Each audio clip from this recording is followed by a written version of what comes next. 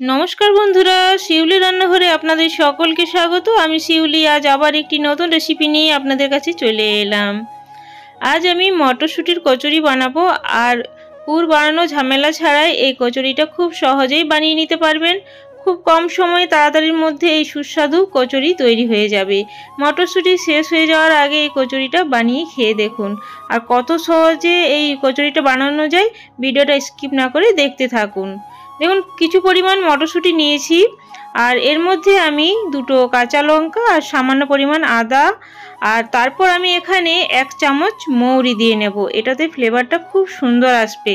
এবার সামান্য পরিমাণ জল দিয়ে আমি এটার স্মুথ একটা পেস্ট বানিয়ে নেব। খুব মিহি পেস্ট বানাতে হবে। আর দেখুন, বানিয়ে নিয়েছি, পেস্টটা খুব সুন্দর হয়েছে। এবার আমি ডোটা বানাবো। ডো বানানোর জন্য আমি এখানে ময়দা নিয়েছি। পরিমাণ মতো ময়দা নিয়ে নেবেন। এখানে আমি কালো জিরে দিয়ে নিলাম ময়দার মধ্যে, তারপর স্বাদ মতো লবণ দিয়ে নিলাম। তারপর আমি এখানে 1 চামচ চিনি দিয়ে নেব। চিনিটা আপনারা চাইলে গুঁড়ো করেও দিতে পারেন, তো আমি দানা চিনি দিয়ে নিলাম।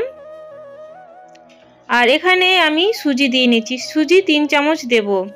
খুব বেশি পরিমাণ সুজি দেওয়ার প্রয়োজন নেই। এবার শুকনো উপকরণগুলো আমি প্রথমে হাত দিয়ে মাখিয়ে নেব। তো বন্ধুরা, এখানে একটু সামান্য পরিমাণ হিং দিয়ে নেবেন, আর হিংটা দিলে ফ্লেভারটা খুব সুন্দর আসবে। এখানে হিংটা আমার দেওয়া হয়নি, তো অবশ্যই হিংটা একটু দিয়ে নেবেন। 1 চিমটির মতো দিলেই হবে। তারপর আমি ময়নার জন্য আমি তেল দিয়ে নিচ্ছি, রিফাইন তেল দিচ্ছি। আপনারা চাইলে এখানে ঘি ব্যবহার করতে পারেন, কিংবা দুটো একসাথে মিশিয়েও ব্যবহার করতে পারেন। এবার ময়নটা ভালোভাবে মেখে নিতে হবে। হাতের মুঠো করলে যখন দেখবেন এইরকম ডোয়ের মতো হয়ে যাচ্ছে, শক্ত হচ্ছে, তাহলে জানবেন ময়নটা পারফেক্ট হয়েছে। এবার আমি যে পেস্ট বানিয়ে রেখেছিলাম মটরশুঁটি বা কড়াইশুঁটি, সেটা দিয়ে নিচ্ছি। তো এটা দেওয়ার পর প্রথমে মাখিয়ে নিতে হবে। প্রথমে কিন্তু জল ব্যবহার করবেন না। প্রথমে এই মিশ্রণটা দিয়েই ময়দাটা মাখিয়ে নিতে হবে। একটু সময় লাগবে, তো একটু সময় নিয়ে মাখিয়ে নিতে হবে। আমি প্রথমে চামচ দিয়ে মাখিয়ে নিচ্ছি আমার সুবিধার জন্য। আপনারা প্রথম থেকে হাত দিয়েও মাখিয়ে নিতে পারেন। তো প্রথমে আমি চামচ দিয়ে মাখিয়ে তারপর হাত দিয়ে মাখিয়ে নেব ভালোভাবে। এবার আমি হাত দিয়ে খুব ভালো করে মাখিয়ে নেব। এখানে কিন্তু আমার একটু জলের প্রয়োজন হয়নি ডোটা বানানোর জন্য। আপনাদের যদি দেখেন জলের প্রয়োজন হয়, তো একটু একটু করে জল দিয়ে ডোটা বানিয়ে নেবেন। একটু সময় নিয়ে ডোটা বানাবেন, আর খুব শক্ত যেমন ডোটা না হয়, একটু নরম নরম হবে ডোটা, খুব বেশি শক্ত হবে না, আর নরমও খুব বেশি হবে না। উপর থেকে একটু তেল দিয়ে নেব, মোটামুটি 1 চামচের মতো তেল উপর থেকে ভালোভাবে মাখিয়ে, আর এটা 15 থেকে 20 মিনিটের জন্য রেস্টে রেখে দেবো। কারণ সুজি দেওয়া আছে, সুজিটা ফুলে যাওয়া পর্যন্ত অপেক্ষা করব। আপনাদের হাতে সময় থাকলে হাফ ঘন্টাও রেখে দিতে পারেন, তো খুব বেশি রাখাটা না রাখাই ভালো। এবার চারিদিকে দেখুন মাখিয়ে আমি একটা ঢাকনা ঢেকে কিছুক্ষণ রেখে দিচ্ছি। তারপর ফিরে এসে আমি আবার একবার ভালোভাবে হাত দিয়ে মেখে নিয়েছি। খুব সুন্দরভাবে মেখে তারপর ছোট ছোট লেচি করে নিতে হবে। কচুরি বানানোর জন্য লেচিগুলো কেটে নেব। এবার আপনাদের পছন্দ মতো ছোট বড় করে নিতে পারেন। আপনারা যত বড় ইচ্ছা কচুরিগুলো বানানো, সেই হিসাবে লেচিগুলো কেটে নিতে হবে। লেচিটা খুব ভালো করে গোল করে নিতে হবে। এরকম গোল করে আমি একটা চাকি বেলনা নিয়ে নিয়েছি, আর চাকির মধ্যে দিয়ে সামান্য ময়দা ছড়িয়ে তারপর আমি কচুরিগুলো বেলে নেব। আর কচুরিগুলো খুব মোটা কিংবা খুব পাতলা করে বেলবো না। এইভাবে বানিয়ে দেখবেন, খুব সুন্দর, খুব সহজেই কিন্তু দেখুন তৈরি হয়ে যাচ্ছে। কোনো রকম ঝামেলা থাকে না। এরকমভাবে যদি তৈরি করা হয়, মানে পুর করবেন, তার যে ঝামেলা সেটা কিন্তু থাকবে না, আর টেস্টটাও খুব সুন্দর আসবে। আমি আরও একটা বেলে দেখিয়ে দিচ্ছি। ঠিক একইভাবে একটু ময়দা ছড়িয়ে আর আমি বেলে নেব।